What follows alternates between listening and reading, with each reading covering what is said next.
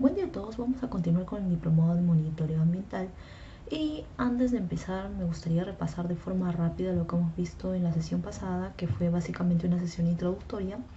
En esta sesión mencionamos más que nada algunos conceptos referentes a lo que era monitoreo, ¿no? Hablamos sobre su definición, los indicadores, la definición de muestra, entre otros conceptos, ¿no? Pero el más importante era la definición de monitoreo. Y bueno, en esta sesión habíamos definido el monitoreo como un registro periódico de observaciones sobre el desarrollo o el estado de un proceso o situación de interés a través del tiempo y también en un área determinada. Pero recuerden, también teníamos otra definición. Y bueno, esta definición nos decía que el monitoreo era un sistema continuo de observación, de mediciones y evaluaciones para propósitos definidos.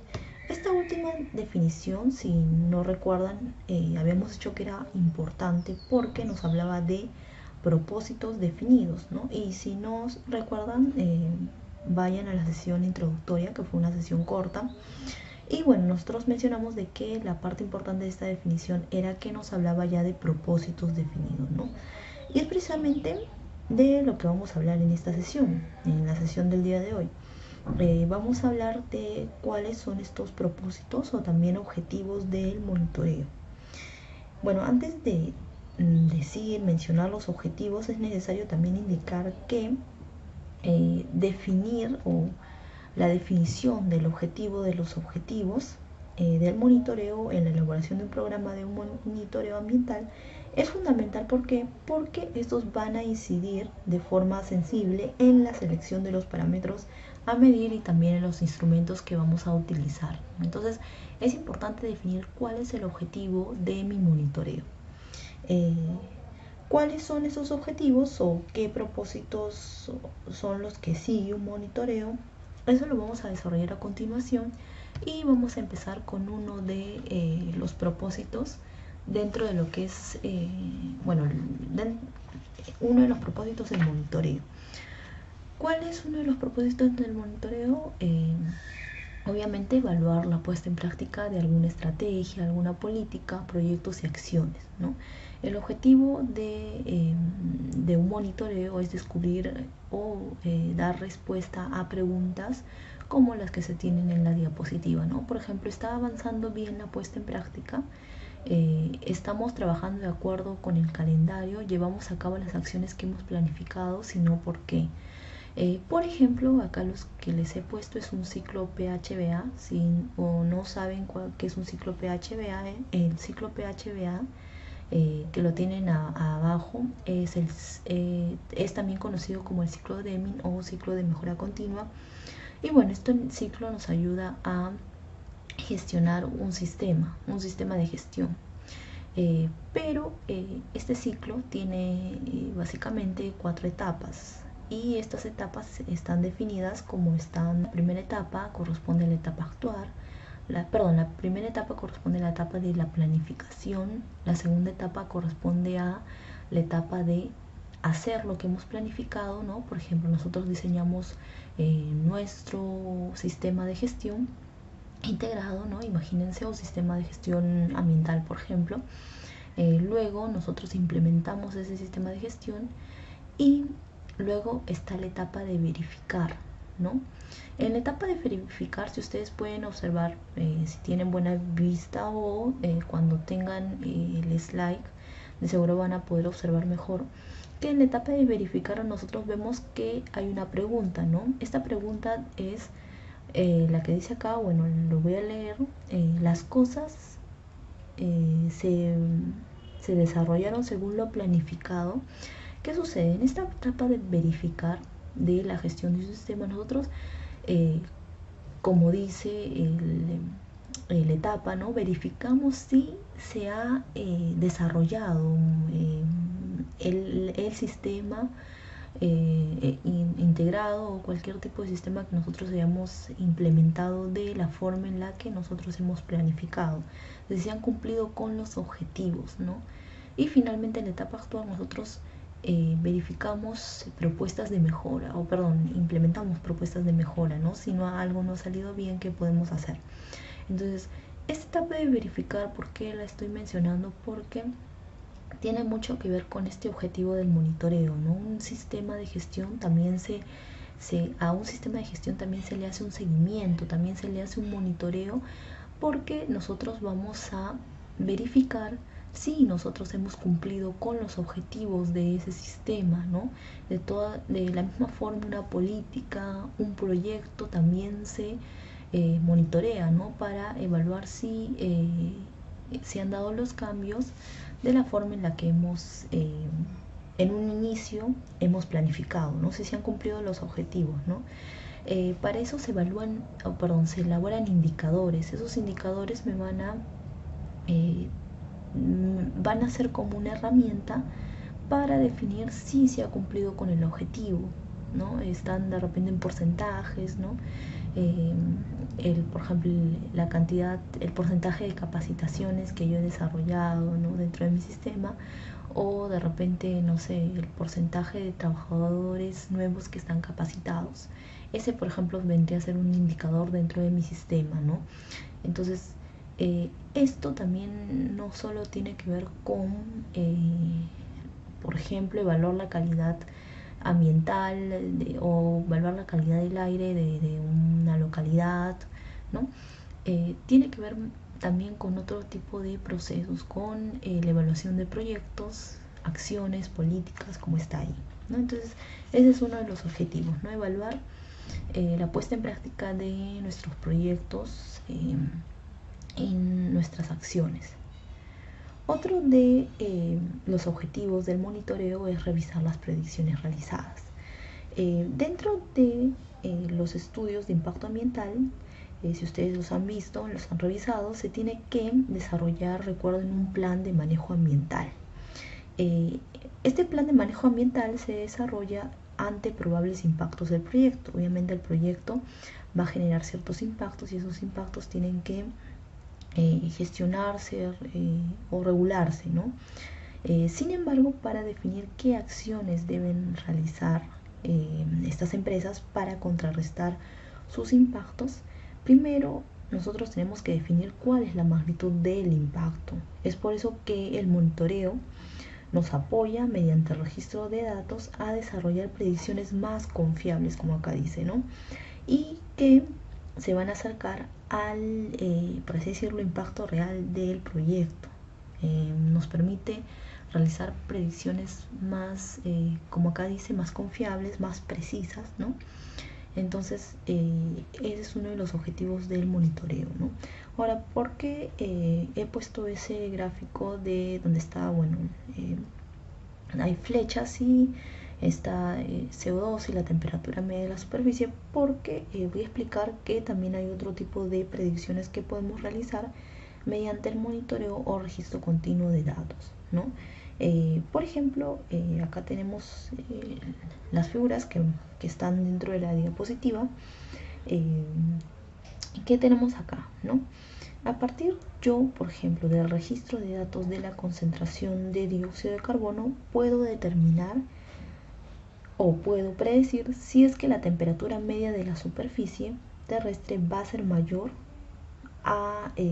o va a aumentar, ¿no? Va a aumentar.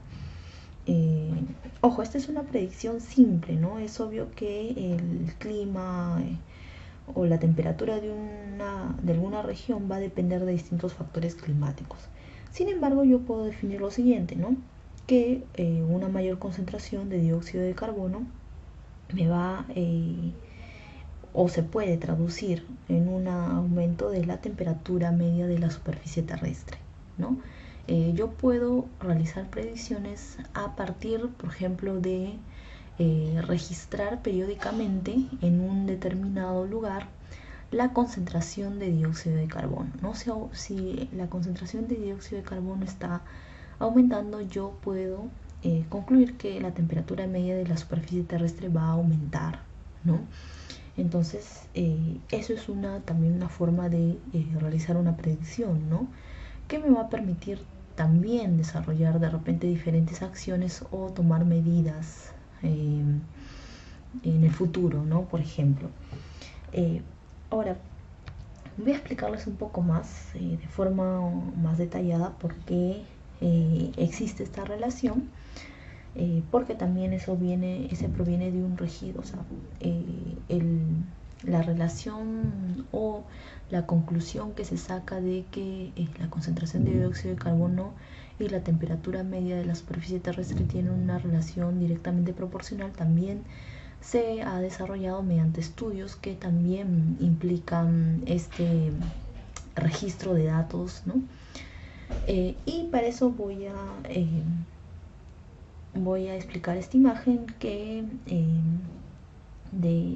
en donde se describe lo que es el mecanismo del efecto invernadero, ¿no? Ahora, ¿por qué yo puedo decir que una mayor concentración de dióxido de carbono me va o va a ser traducida en un aumento de la temperatura media de la superficie terrestre? Bueno, las propiedades del efecto invernadero del CO2 o dióxido de carbono no se conocen desde ahora, sino se conocen de hace más de un siglo, en 1861, cuando este personaje que está acá, John Tyndall, publicó resultados experimentales en los que se identificaba al dióxido de carbono como un gas que absorbía la radiación térmica, es decir, la radiación de onda larga. Desde entonces, las propiedades absorbentes del dióxido de carbono han sido determinadas de forma mucho más precisas, podría decirse, a lo largo de décadas de medidas en laboratorios, ¿no? Entonces, ahí también se hacían registros, ¿no? También se realizaban medidas. Ahora, habíamos quedado en explicar por qué hay esta relación entre el dióxido de carbono y la temperatura, ¿no? Porque esta relación es directamente proporcional. Bueno, el efecto invernadero, para explicarles, ¿no? La imagen que está acá, ocurre porque los gases de efecto invernadero permiten que la luz del sol o la radiación también de onda corta atraviese la atmósfera. La Tierra absorbe la luz solar, se calienta y después va a emitir una cantidad de energía. O sea, se calienta, ¿no? Recibe la energía, se calienta y remite esta energía, a la cual se la conoce también como radiación infrarroja o de onda larga. Esta es la radiación infrarroja o de onda larga. La radiación que ha sido remitida por la Tierra, esta, que es de onda larga, es absorbida por los gases de efecto invernadero en la atmósfera. Por lo tanto, la atmósfera se calienta y va a reemitir esta energía en diferentes direcciones. Y bueno, una parte de esta energía, ¿no?, que se emite en diferentes direcciones va a volver a la Tierra, ¿no? Y finalmente la Tierra se va a calentar, ¿no? ¿Qué quiere decir eso? Que a mayor concentración de dióxido de carbono va a haber un aumento de la temperatura de la Tierra. Es una conclusión simple, ¿no? Ahora, para graficar mejor esto, acá tengo otro cuadro que, bueno, proviene de un estudio, ¿no? En 1970 la NASA envía al espacio el satélite IRIS, que medía el espectro infrarrojo entre 400 y 1600 centímetros a la menos 1, que es la unidad, el número de onda, perdón. Y bueno, en 1996 la agencia japonesa lanzó el satélite IMG, que registró observaciones similares. Ambos conjuntos de datos fueron comparados para identificar los cambios en la radiación saliente durante un periodo de 26 años. Bueno, acá no se nota porque el gráfico está en función de el número de onda, y también está en el espectro, ¿no?, la radiación saliente. Entonces, lo que encontraron fue un descenso de la radiación saliente en algunas longitudes en las que los gases de efecto invernadero, como por ejemplo el CO2 y el metano, absorben la energía, ¿no? Este resultado viene también a ser complementario con los resultados que se habían tenido antes, ¿no? ¿Qué indica esto? Que el CO2 y, por ejemplo, otro gas de efecto invernadero, el metano, van a absorber esta longitud o esta energía de longitud de onda larga, ¿no? Es por eso que cuando se remite, ¿no?, esta radiación es absorbida por el CO2, ¿no? Y luego esta energía se emite en diferentes direcciones y ahí es cuando una parte llega a la Tierra y la Tierra se calienta, ¿no? Por lo tanto, nosotros, gracias a todo ese registro, esos estudios que se han realizado, podemos tener una evidencia ya no teórica, sino una evidencia empírica de que el aumento de CO2 va a producir un aumento en la temperatura media de la Tierra, ¿no?, de la superficie terrestre, ¿no? Es por eso que el monitoreo también nos permite realizar predicciones, revisar, perdón, las predicciones realizadas, ¿no? Porque se pueden hacer predicciones teóricas, ¿no? Como por ejemplo yo puedo decir, ¿no? Yo puedo señalar esta relación entre el dióxido de carbono y la temperatura media de la superficie, ¿no? Pero a partir ya del registro de datos, del monitoreo, ya tengo predicciones empíricas, ¿no? En base a el desarrollo de una investigación, un monitoreo, perdón, ¿no? En este caso sería un registro de datos y también estudios científicos, ¿no?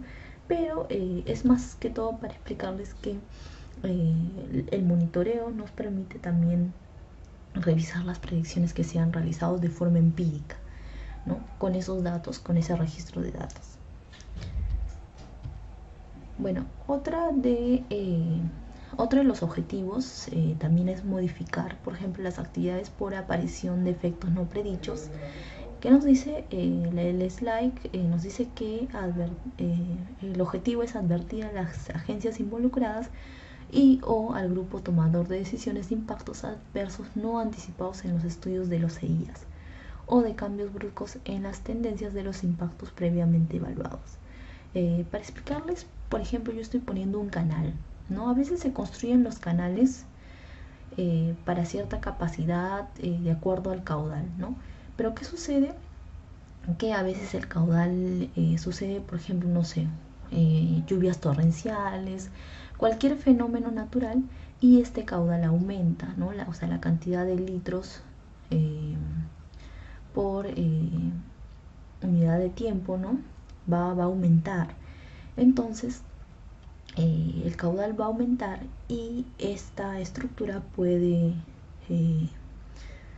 derrumbarse, por así decirlo, ¿no? O se desborda, ¿no? Entonces el agua, perdón, el río, ¿no? Es lo mismo que sucede en otros proyectos, ¿no? Cuando no se anticipan impactos o,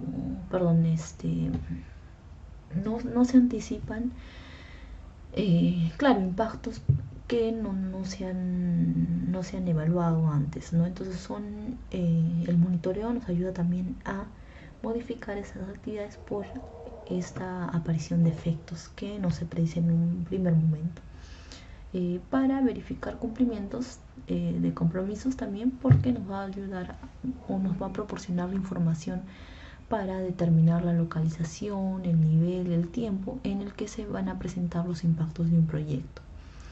También las medidas de control involucran una planificación inicial y instrumentación de reglamentos y medidas para asegurar el cumplimiento. De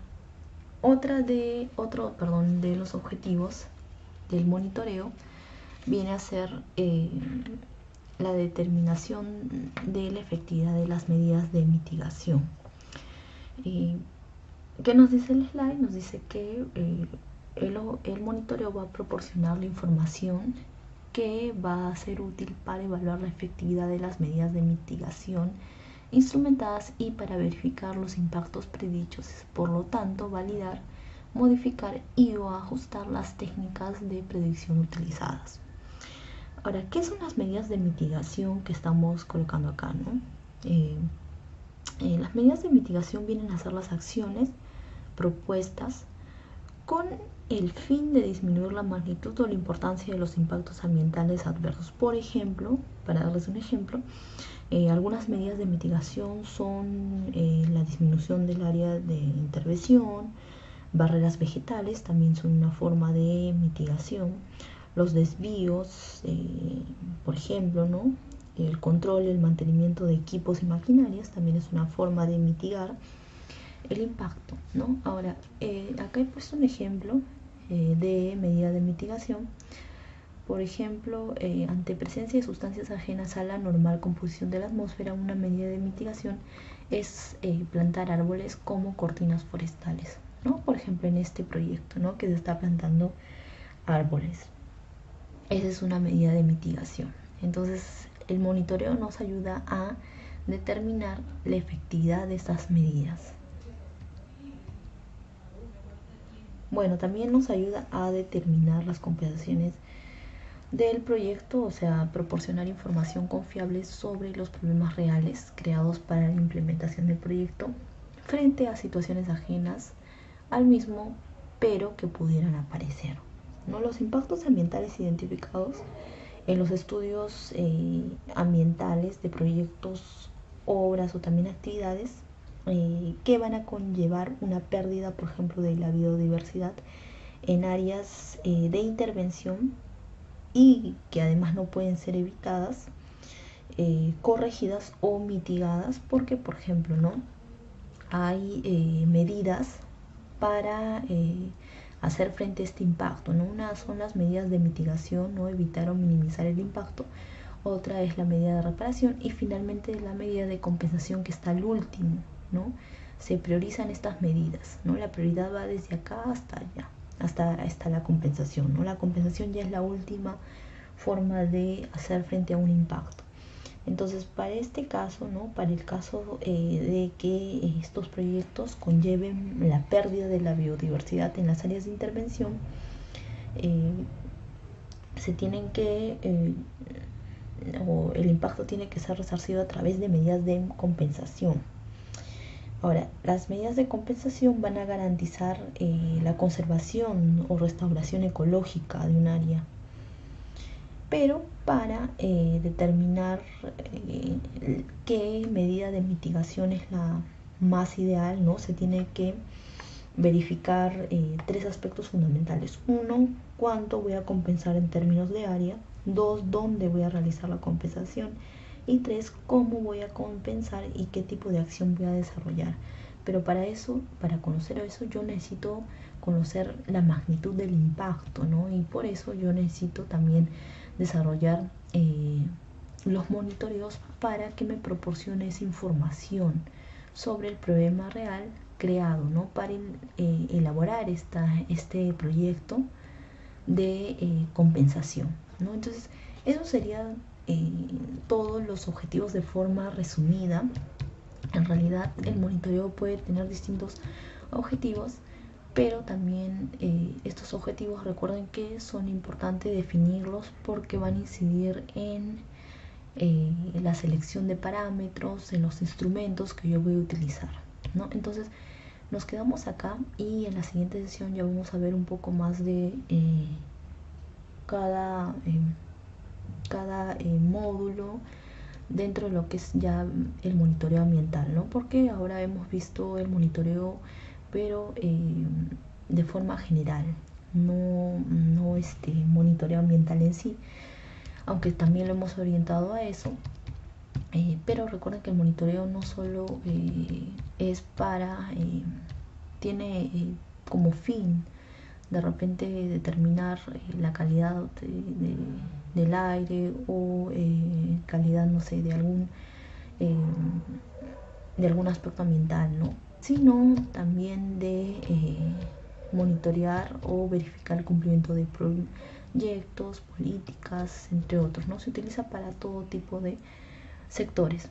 Entonces nos quedamos con en esta sesión y ya en la próxima vamos a ver un poco más de lo que es monitoreo ambiental en sí.